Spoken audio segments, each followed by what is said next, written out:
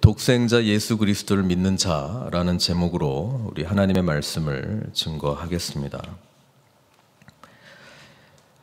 제자의 삶은 어제 본문 말씀에 이어서 물과 성령으로 난 자, 거듭난 자라고 하는 뜻이죠. 그래서 거듭나야 되는데 그 부분에 대한 말씀을 오늘 본문에서는 예수님께서 니고데모하고 이어서 나갑니다.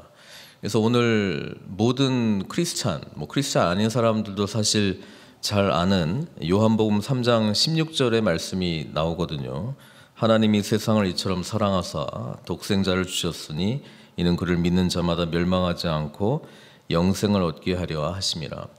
그러니까 이 말씀이 그냥 나온 게 아니고 니고데모라고 하는 사람이 예수님을 찾아가서 예수님과 그 자신은 깨닫지 못하는 이 무지의 대화를 나누면서 나온 진리의 말씀입니다. 3장 16절은 알아도 이게 니고데모하고 이야기하다가 나온 본문이구나, 이거를 아는 사람도 뭐 있을 수 있겠습니다만은 잘 연결을 또 못 시킬 수도 있고요. 근데 중요한 거는 우리가 진리를 어떻게 아느냐. 진리 대신 예수님하고 소통을 해야지 알 수 있는 거예요. 다른 거하고 소통해가지고 진리를 아는 것이 아니고 예수님하고 소통하는 거예요. 말씀이신 주님과 소통하고 또 말씀을 통해서 우리에게 역사하시고 만나주시길 원하시는 그분과 늘 교제하려고 하고 우리 무지 가운데도 계속 나가려는 그런 모습이 있을 때 우리는 진리를 경험하게 된다라고 하는 것입니다. 근데 니고데모가 겪고 있는 내용이 뭐냐면 물과 성령으로 난 자, 거듭나야지 하나님의 나라에 들어갈 수 있다라고 하는 이야기를 예수님께로 들었는데, 니고데모는 누굽니까? 바리새인이고 율법에 대해서 정통한 사람이고 그렇게 실제로 살아오고 있었고 율법을 지키면서 스스로, 그리고 유대인들의 리더라고 하는 사람인데 이분의 반응이 뭐냐면은 어찌 그러한 일이 있을 수 있나이까, 이렇게 이야기합니다. How can this be? 이거는 자기의 생각과 경험 속에서는 도대체 일어날 수 있는 일이 아닙니다, 이렇게 고백을 하는 거거든요. 우리 신앙생활이 이런 거예요. 크신 하나님을 만날 때 이런 경험들을 종종 하게 됩니다. 어찌 이런 일이 일어날 수 있겠습니까? 이건 비단 니고데모만 한 것도 아니고 예수님께서 처녀의 몸으로 잉태하게 될 것이다, 천사가 마리아에게 나타날 때도 마리아가 반응했던 것이 똑같죠. 마리아가 천사에게 말하되 나는 남자를 알지 못하니 어찌 이 일이 있으리까. 그러니까 믿음으로 더 깊어지는 사건 속에 늘 이런 질문은 나올 수밖에 없는 거예요. 어찌 그런 일이 있을 수 있을까? 그러니까 오늘 저와 여러분들은 하나님과의 관계에서 더 깊어져가는 나머지 여생을 살게 돼 있거든요. 그때 우리가 해야 될 질문이 뭐냐면 어찌 이런 일이 있을 수 있습니까? 어떻게 이런 일이 있을 수 있습니까? 이 질문을 하는 것은 너무나 당연하다는 거예요. 근데 내 경험 한계 안에서 하나님을 다 갖다 놓고 나는 훈련도 많이 받았고 성경 많이 읽었고 그러니까 다 안다. 여러분, 이 다 안다라고 하는 거는 우리가 이 땅에서의 삶을 끝나고 주님과 영원히 살면서도 아직 배워 나가야 될 영역들이 많이 있는데 우리가 어찌 다 알겠습니까? 그러니까 이 질문은 해야 되는 상황이고요. 어떻게 보면 이 질문을 하기 때문에 뭐가 요구되느냐? 더 큰 믿음을 경험하게 되는 축복이 된다라고 하는 것입니다. 그래서 늘 믿음으로 시작해서 믿음으로 가는 거예요, 우리는요. 근데 이 믿음이라고 하는 게 더 큰 믿음으로 향해 간다라고 하는 것이고요. 그렇기 때문에 내가 내 경험 속에서 제안하고 내가 알고 있는 지식 안에서 제안하는 하나님과 맞닥뜨려서 던지는 질문. 어떻게 이런 일이 있을 수 있습니까? 이 질문, 어찌 그러한 일이 있을 수 있나이까? 이 질문을 통해서 사실은 우리는 더 크신 하나님을 경험하게 된다라고 하는 것입니다. 니고데모의 질문은 이거죠. 도대체 무슨 말인지 이해가 안 된다라고 하는 것이고, 또 이때까지 자신이 신앙생활을 했을 때 하나님 앞에 의로운 자로 열심히 그냥 하면 되지, 뭐 다시 뭐 거듭나고 뭐 하늘로서 나고 뭐 이런 거를 인간이 어떻게 할 수 있습니까? 예.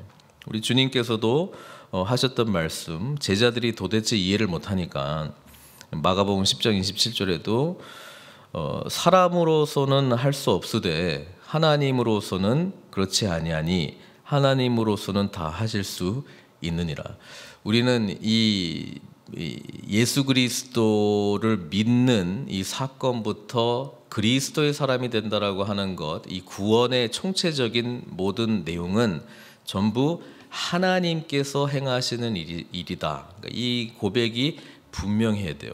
그래서 이 고백이 분명한 자는 하나님을 의지하면서 살아갈 수밖에 없고, 또 하나는 뭐 자기를 뭐 이렇게 드러낼 만한 그런 게 없어요. 왜냐하면 구원부터 해가지고 우리의 성숙이라든가 이 공동체 이런 건 전부 하나님께서 다 세팅해 주시고 우리 보고 그냥 덥석 믿고 받으라고 하는 것인데, 그걸 덥석 받고 믿었다고 뭐 기분 나빠하고 이런 게 있을 게 없거든요. 그런데 많이 있단 말이에요. 그때는 뭘 생각하셔야 되냐면은 내가 주 안에 과연 있는지, 그리고 그리스도를 주인으로 과연 진정으로 섬기면서 살아가는지, 아니면 옛사람이 치고 들어와가지고 나의 의를 드러내려고 하고 종교적인 행동을 하는 것 때문에, 아니면 연륜 때문에, 아니면 남들보다 내가 더 많이 알고 있었다라고 하는 상대적인 비교에 대한 평가 때문에 스스로에게 그렇게 부여를 해가지고 그렇게 나오는지 늘 생각해 봐야 된다는 거예요. 그러니까 신앙생활의 깊이가 나가면 나갈수록 늘 우리의 제2의 천석이 아침에 눈 뜰 때마다 주님 생각하고 주님의 은혜 가운데 있고, 이런 이야기를 하면은 그런 거 어떻게 해요? 똑같은 질문이거든요. 이 니고데모가 어찌 그런 일이 있을 수 있나이까? 그게 제가 하라고 하는 게 아니고 성경이 요구하는 방법이에요. 그렇게 우리가 주 안에 있다면 그런 제2의 천성이 나타나게 된다라고 하는 것이고, 그런 사람들을 만나야 되는데 뭐 경험도 없고 뭐 본 적도 없고 이때까지 교회는 늘 그냥 문제만 있고 뭐 이런 거 하니까 성경에서 말하는 것이 마치 굉장히 이상적인 걸로 이렇게 이야기한다는 거예요. 그런 분들을 찾으셔야 되고, 그런 분들과 가까이 하셔야 되고, 무엇보다도 주님과 가까이 하게 되면 이 부분에 대한 소망을 갖게 된다는 것입니다. 예수님 말하잖아요. 예수께서 그에게 대답하여 이르시되 너는 이스라엘의 선생으로서 어찌 이러한 것들을 알지 못하느냐. 당연히 알아야 되는데 왜 모르느냐. 그러니까 뭔가 가까이 알고 있기는 하고 많은 지식이 있는데 가장 본질적인 예수 그리스도에 대한 지식이 없다는 것이죠. 그래서 주님께서 뭐라고 말하냐면 진실로 진실로 내게 이르노니 우리는 아는 것을 말하고 본 것을 증언하노라. 그러나 너희가 우리의 증언을 받지 아니하는도다. 참 사람이요, 자기 자신의 그 인식, 그 틀, 이거 깨는 게 연륜이 깊어질수록 어렵죠. 그래서 예수님께서 어린아이와 같이 돼야 된다. 그 말은 뭐야? 뭔가 늘 새롭고 호기심이 많고 열려있고. 근데 이제 경험이라는 게 때로는 장점이기도 하지만 굉장히 단점이 될 가능성이 많이 있습니다. 다 해봤고 뭐 해도 안 되고 뭐 이런 것들이 막 축적이 되어서 그것을 마치 진리인 양, 진리 대신 주님의 말씀보다 더 신뢰하는 쪽으로 가는 경향성이, 나이가 깊어지면 신앙의 연륜이 깊어져야 되는데 경험의 연륜이 깊어져서 그 경험을 더 신뢰한다라고 하는 것이죠. 우리 주님께서는 이렇게 이야기합니다. 12절에요. 내가 땅의 일을 말하여도 너희가 믿지 아니하거든 하물며 하늘의 일을 말하면 어떻게 믿겠느냐. 여기서 땅의 일은 뭡니까? 조금 전에 니고데모하고 나눴던 그게 땅의 일이에요. 물과 성령으로 난 자는 하나님의 나라에 들어간다. 거듭난 자는 하나님 나라를 볼 거다. 이것도 이해를 못하는데 하늘의 일을 내가 어떻게 이야기하겠느냐. 하늘의 일은 뭐겠습니까? 지금 땅의 일은 지금 니고데모와의 대화 속에서는 지금 어떻게 하면 하나님 나라에 들어가는 거거든요. 예, 들어가야 될 거 아니에요. 일단은 물과 성령으로 거듭나야지만 들어갈 수 있는 나라인데, 그리고 하늘의 일은 하나님의 나라에 들어가서 이제 보게 되고 경험하게 될 주님의 놀라운 일하심과 행하심이죠. 그게 뭡니까?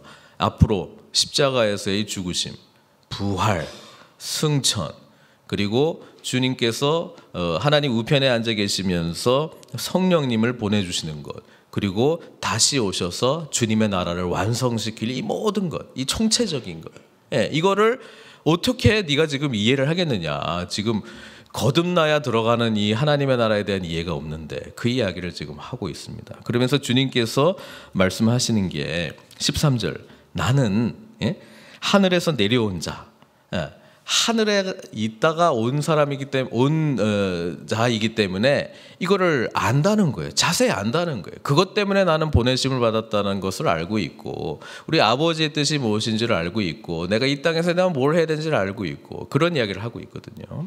예, 그러니까 주님께서는 하늘의 일을 하시기 위해서 오신 거예요.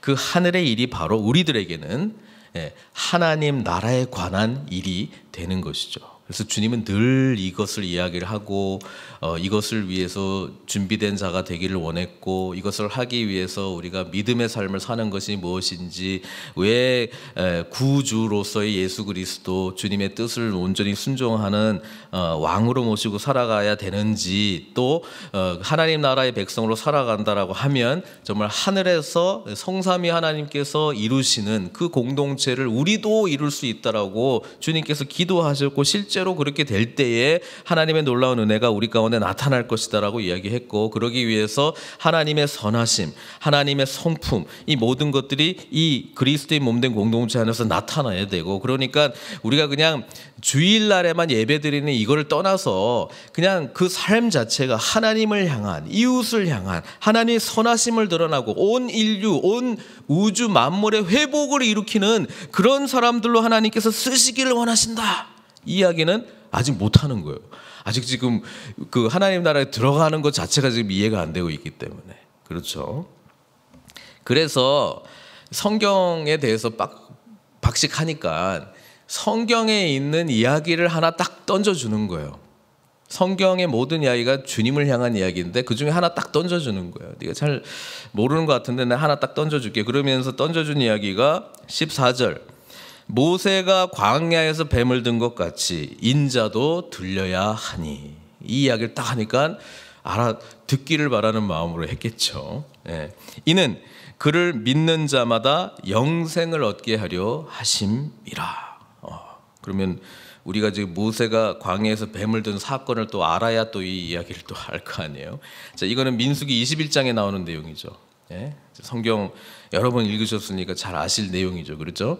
그러니까 이걸 보면 이런 거구나라고 하는 것을 어렴풋하게 그래도 짐작이라도 할 수 있을 것 같아서 이 이야기를 던진 거예요.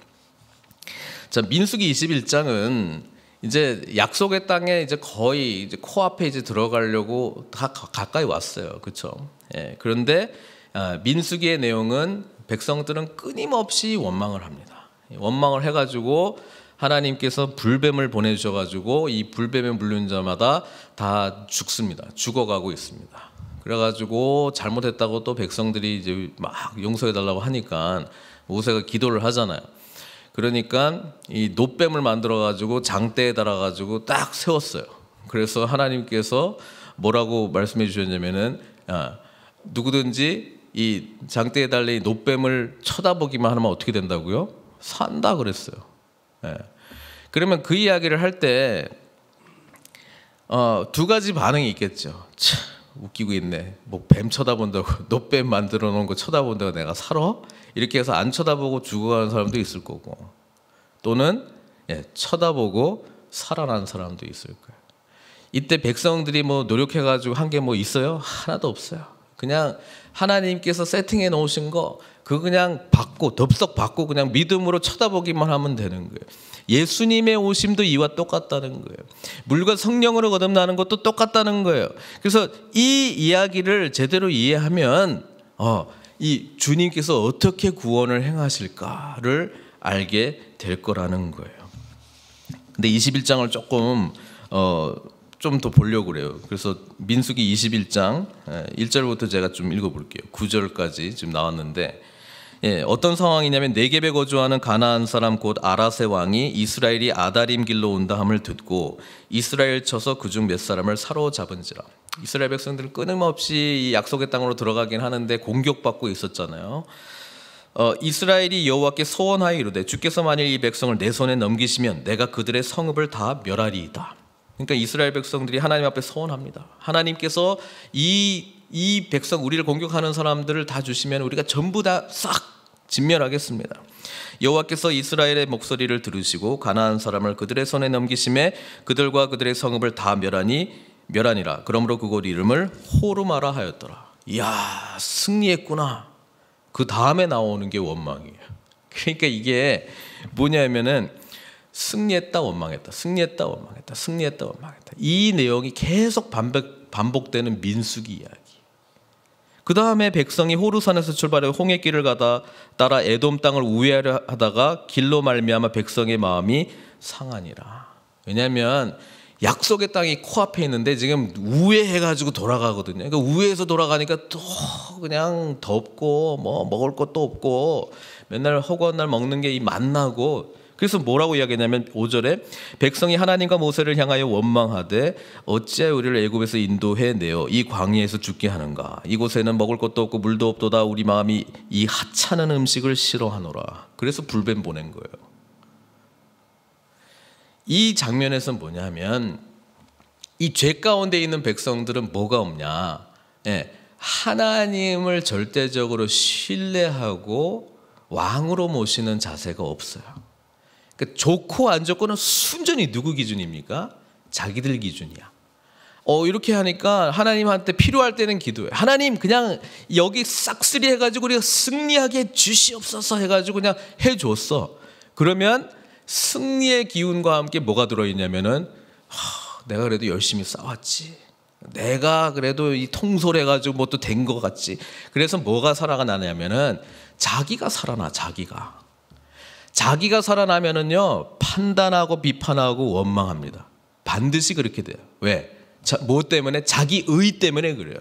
내가 이만큼 잘하고 있으니까 못하는 사람이 보이기 시작한다고요. 그래서 아니 우리가 이 정도 승리한 군대인데 하나님 우리를 이렇게 대우하시면 안 되지. 우리는 그냥 바로 딱 들어가가지고 승리할 수 있는 능력이 있는데 왜 자꾸 이렇게 뺑뺑이 돌리시는 거예요? 하나님을 가르치려고 해요. 하나님의 방식이 마음에 안 들어. 그리고 뭐 생각해 보니까 계속 이런 만나주고 뭐 물도 그냥 계속 펑펑펑 쏟아지는 저 길로 가면 되는데 왜 이렇게 그냥 돌아가게 하고 물도 그냥 막 거의 그냥 목말라 죽어갈 때쯤 그냥 뭐 바위에서 하나 좀 터지게 하든지 아니면 샘물 발견하게 왜 이렇게 그냥 살아야 되는지. 뭐예요? 이게 옛사람이 죽고 죄의 문제를 해결받지 못한 인간은 끊임없이 하여튼 조금만 좋아지면 상황이 자기가 그냥 왕자리 딱 차고 앉으려고 하는 죄의 속성이 있다는 거예요. 그렇죠? 그러니까 예수님 말하잖아요.